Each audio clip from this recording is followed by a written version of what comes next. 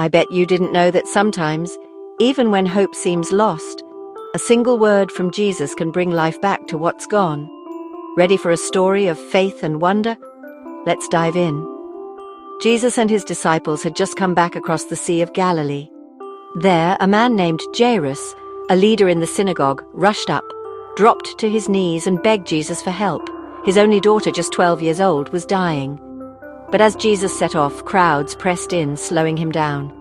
On the way, Jesus stopped to heal a woman who'd reached out in faith.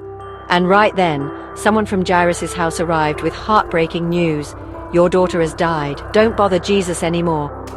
But Jesus turned to Jairus and said, don't be afraid, just believe. Inside the house, the mourners were weeping, but Jesus said, she's not dead, she's only asleep. They laughed at him, but he took the girl's hand and gently said, Talitha kumi, which means, little girl, arise. In that moment, her spirit returned. She got up, alive and well. Her parents were amazed, but Jesus quietly told them to keep it a secret. With Jesus, hope is never lost. Praise be to God.